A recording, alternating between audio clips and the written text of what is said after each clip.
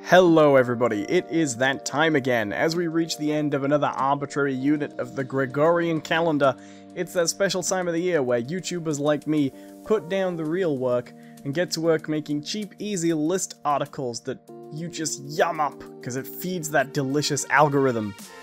That said, we're at the end of an interesting 10 years in video games. We've seen a new console generation, 2 if you're a Nintendo fan, probably the biggest rift in the relationship between game publishers and players, as controversies over loot boxes and live service games have a lot of people becoming openly hostile to the mainstream industry for the first time ever. Video games are probably more interesting, more expensive, more varied, and more awesome than ever in the last 10 years. So I want to talk a little bit about my favorite games of the last 10 years, my best games of the decade, as it were, and why I think they were interesting games that really took games industry in interesting places. So hopefully you enjoyed that. I have 2 ground rules here. First of all, I'm only picking games that I definitely played myself, not picking any games that are not on my list, because I can't really talk about them. If it's got a great reputation for being amazing, but I didn't actually get around to playing it, it ain't on here, I'm afraid. Which is sad for some games, but hopefully leaves room for a few more interesting ones. The other ground rule is, I'm only picking 1 game to represent each year. This means there'll be some games better than other games that don't make it on this list, but I want to cover a time period each year. From 2010 to 2019, we're picking 1 game a year that we think will be the best of that year. And hopefully you'll get some insight into games I like, and maybe see a few games that you should go back and try for yourself. So, with all that said, let's crack on. 2010! Demon's Souls. Demon's Souls is a game I put off playing for a really long time. I didn't want to play this game. I'd heard so much by the time I played it about Dark Souls, Dark Souls 2, prepare to die. It's so difficult. It's so tough, you guys. It'll tax you.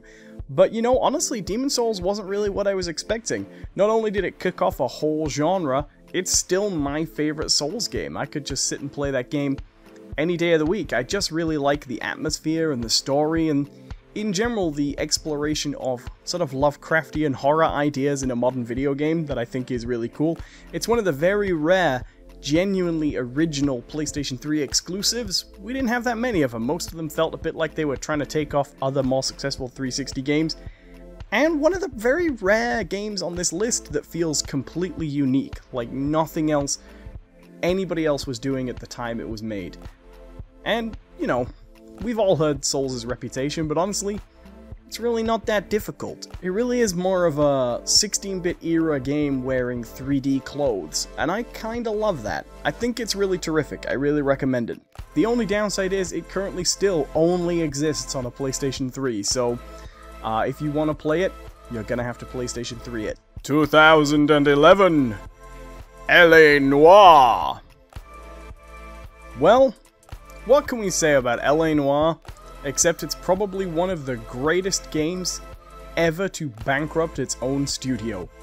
Made by a subsidiary of Rockstar called Team Bondi, LA Noire was a very expensive, very complicated, very ambitious video game that took a lot of money to make, and through project mismanagement and a few other things, really took a lot of people down with it, despite the fact that it sold okay. It was not a flop by any means. Really very well reviewed, the kind of game that should almost certainly have got a sequel, but unfortunately the kind of sequel nobody was quite ready to invest in. What can I say about LA Noire that hasn't already been said? One of the most fascinating open world games of the era, not just another Grand Theft Auto clone like a lot of other games were.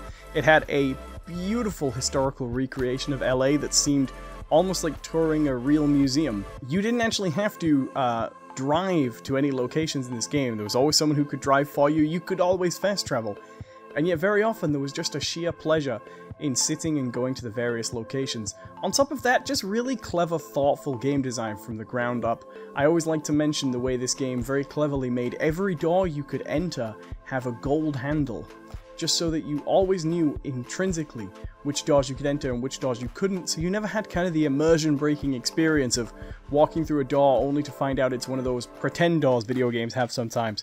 Just an absolutely incredible game, and I really think this experience sums up the interactive fiction style of video game that other developers like Telltale or like David Cage have taken in interesting directions, but in a way where you didn't feel like you were losing interactivity too.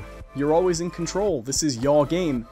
You just have to be playing through a story with real authorship. LA Noire is still really original to this day. One of the few games with an unlikable protagonist, one of the few games willing to have a very slow burning plot, one of the few games to have really genuinely excellent writing.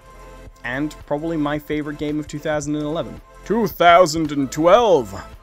Zombie U! What can I say about Zombie U? It terrified me. Very few horror games are actually set in my home country of Britain. Very few games are actually set in Britain. I think it's only this and Everybody's Gone to the Rapture. The fact that Zombie U hit so close to home in its world design really scared me at times. And this is probably my favorite survival horror I've played in a great number of years. Launching the same year as Resident Evil 6, Zombie U was everything Resident Evil 6 wasn't. It was pacey, it was thoughtful, it had an original setting, and it was really committed to being a genuine horror experience on a new console, no less. Probably the most interesting of the Wii U launch titles, and probably the most interesting game to ever use the Wii U gamepad, with a lot of stuff that would later become gimmicky and overused, tried out for the first time here to real effect. In other games, slowing you down and forcing you to use the gamepad feels like an interruption. In Zombie U, it feels like precious moments devoted to horror as you never know who's going to try and attack you while you desperately search through your inventory or scan an environment. An incredible depth to the lore, going back to semi-modern British mythology with the Ravens. And a fascinating villain-stroke mentor figure in the Prepper, the faceless voice who guides you through the adventure. Not to mention a few ideas borrowed from a few other recent trends in gaming, like having to get your stuff back once you've been killed, and seeing your own player character turned horribly into a zombie. Zombie U is a game not enough people played, but it's out on all kinds of systems now, so you have really no excuse. Genuinely one of the most fascinating games I've ever played, if you don't go into it expecting a first-person shooter. And I think Zombie U would have done better if people were more familiar with the first-person survival horror trend when it launched. As it was, too many people went into this expecting a first-person shooter, really didn't give this game the good chances it deserved. 2013! BioShock Infinite. The third entry in a franchise is often tricky. You can either repeat what's been successful for you before and hope for the best, or you can try and reinvent the wheel. BioShock Infinite is one of the most fascinating examples of really stepping up to the challenge of the third game in a series, proving not only can you be a charming, thoughtful, intelligent sequel that plays with all the mechanics and gameplay people have come to love, but you can also be self-referential about what a sequel can be, what continuity means in video games, and reflect a little on what made the first BioShock a success in the first place. It's a really fascinating game, and I don't have time here to lay out exactly why, but I suppose I can sum it up by saying beautiful visuals, an incredible meta-narrative that covers the entire series at this point, and some of the best uses of music and world design that I've ever seen in a video game. It's hard to undersell how good BioShock Infinite is, and it's one of those experiences that if you haven't played it yet, you owe it to yourself to sit and go through right now. Go play it. It's available on pretty much everything still. Go enjoy it. Don't go play it on PC, it takes up a stupid amount of hard drive space. But other than that, enjoy it. It's a really excellent game. Keep a special eye out for the barbershop quartet early on in the game. It's probably the greatest moment of the whole experience. 2014, Alien Isolation. I love the Alien movies, particularly my favorite. A lot of people like Aliens, but the first original Ridley Scott masterpiece is, in my opinion, the best. Alien Isolation is a love letter to that movie, with every single environment in the game rich in detail, paying tribute to the original production design of the classic film. It looks like you've stepped right into the world that Ripley and the Xenomorph emerged from. I can't get over just how much this game feels like visiting that world. On top of that, it is incredibly terrifying.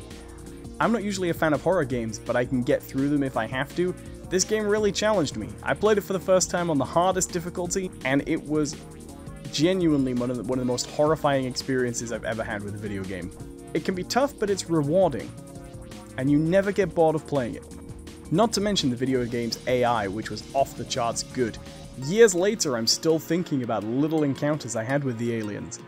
This game was so intriguing to me, I bought my PlayStation 4 for it, and I never regretted it. And I'm looking forward to playing it again this year on Switch. 2015. Soma. You know, for someone who doesn't like horror, there are a surprising amount of horror games on this list.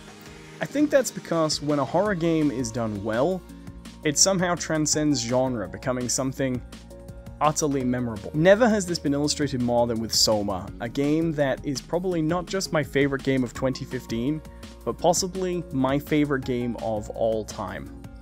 Soma is a horror about a young man who goes to the doctors for a brain scan, and after the scan, wakes up in an ocean base at the bottom of the sea, being destroyed by hideous creatures and an alien AI.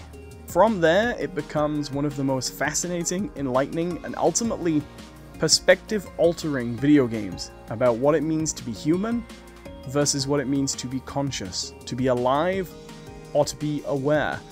Never has a game made me think and feel things and question my own reality and sense of being like Soma. On top of that, it's a genuinely terrifying, short but sweet little romp through some of the most horrifying environments, facing some of the most interesting villains, and having some of the most fascinating conversations I've ever experienced in a game. Soma is so good. I think it is a must-play video game. 2016! Doom! Hey, now we're getting back to the action ones.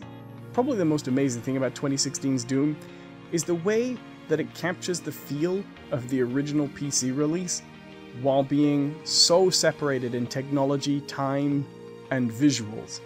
It doesn't look anything like the original Doom. It shouldn't feel anything like the original Doom, and yet the spirit of the game is there.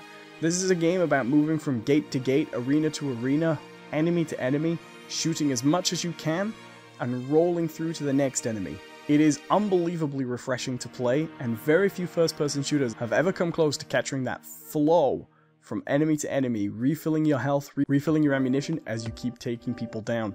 It's a great game to play, but it also has a really enjoyable story, something which probably didn't get as much attention as it deserves at launch. So many people focused on how the Doom guy is a fantastic silent protagonist and how gameplay is king, probably for the first time since Doom 3, but Doom 2016 really does kind of explore who the Doom guy is, and actually in ways similar to BioShock Infinite, has messages about video game narrative, particularly as it relates to long-running franchises.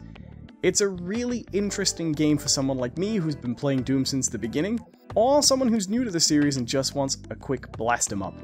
It feels very wave-based at times, and it feels very inspired by online modes in a campaign setting, but it's really hard to get away from the fact that this might be the greatest first-person shooter ever made. 2017! Breath of the Wild! So it was a toss-up which of the Switch's awesome Year 1 titles to place on this list. It was either going to be Breath of the Wild or Mario Odyssey, but while Mario Odyssey is an exceptional game, it doesn't really break down walls the way Breath of the Wild does. For a series that had started to become kind of stagnant, The Legend of Zelda was still very successful, still very popular with fans, and still getting great critical reviews. And yet, Nintendo I think sensed that the series had been samey for a little while now. Breath of the Wild breaks down all the conventions about Zelda, and builds a whole new game right from what feels like the original game's foundation. It does feel like we've stepped back almost to the NES games to try and bring a new version of Zelda to people, and a new world. Essentially, this is a post-apocalyptic wasteland Zelda, with a ruined Hyrule from long ago, peeking out of the landscape. It is really compelling, but I think it's the attention to detail that really stands through. Most of the game you'll be wandering from wilderness to wilderness, going on quests, checking out puzzle temples, or trying to defeat the 4 big dungeons you need to really power up your skills. But even when you're wandering way off the beaten path, playing through things you feel like you've never seen before, where no human has ever been, you'll find little bits that show that Actual level designers were working through here, placing things for you, thoughtfully, in a way that shows that they anticipated when you would get here and how. Breath of the Wild is a game where you feel like you're alone camping in the wilderness, and yet the hand of the artist is all the way through it. You feel like you're alone in the game, but you never feel like Nintendo's abandoned you to a procedurally generated nothingness. It's an experience so ambitious and so well fulfilled that you completely forget that the Switch is a handheld device, way less powerful than its next generation cousins. Breath of the Wild is so good it needs to be played to be believed. 2018, God of War! Now I actually got to this game a little late. I only played this a couple of weeks ago. If I'd got to it any later, it might not have even made this list. And that would have been a real crime. God of War is a really great game. The God of War series has always been really high quality, but this entry is a semi-reboot that really, like a lot of the entries on this list, stops to look back and thinks about what a sequel should be, and how you move forward when people are already familiar with the conventions of the series. Essentially a simple story of a father and a son seeking to return their wife and mother's ashes, a place of her choosing. What is at its heart a personal quest becomes grander and grander in scale as you progress through the game. And yet the emotional center of that story is never lost. This is a game about gods and monsters and fate and destiny, and yet it manages to keep these lofty concepts always relatable, and always relatable to the audience on the human level. On top of that, it's one of the most beautiful games I've ever seen, the combat is really, really fun, and the world in which it's set manages to feel real without being bloated or overdone.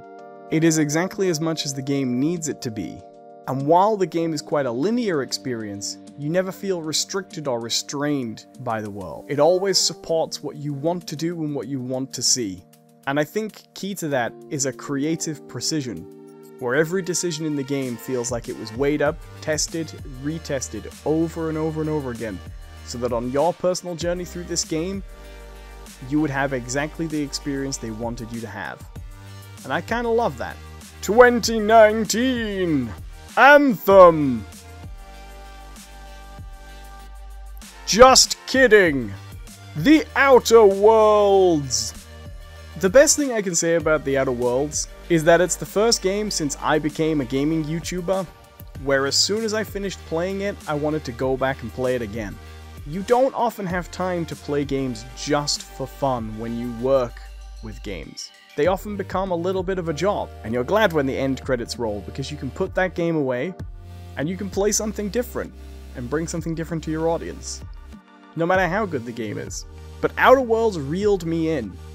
I wanted to go back and try every quest again and take every choice differently and find every little nook and cranny in that world, because I loved it. The world of Outer Worlds, wow, that's tough to say, is a fascinating satire of capitalism and corporate politics, all wrapped up in a game that feels like it's a spiritual successor to Fallout New Vegas, but actually, deep down seems to have more in common with Mass Effect. This isn't really an open world game as much as it's a series of open areas. This is a story about meeting and recruiting people on your team, getting to know them, building relationships, forming a crew, and getting involved in a mission on a personal level that doesn't always go where you think it's going to go. At points the narrative is a little cliche. We start off frozen in space, resurrected by a mysterious mentor who wants to guide us through a quest that we've only just started to begin. And yet, the more you dive into the Outer Worlds, the more there is to just find in it. The writing, the beauty, the combat, the weapons, the systems, it's been a long time coming. Cut loose, the developers of Fallout New Vegas are now free to go in their own direction. And it's hard to deny that it's really paid off for them. The Outer Worlds is without a doubt my game of the year. But I know that I'm going to be playing this probably well into the 2020s too. Alright, and that's it. Thank you so much for watching. I hope I didn't miss anything off you really enjoyed. And let me know in the comments, what were your games of the decade? One for each year. Come on, spit them out. I want to hear it. Tell me what you thought I missed. And, well, I'll see you guys over the next decade, I guess. Bye-bye.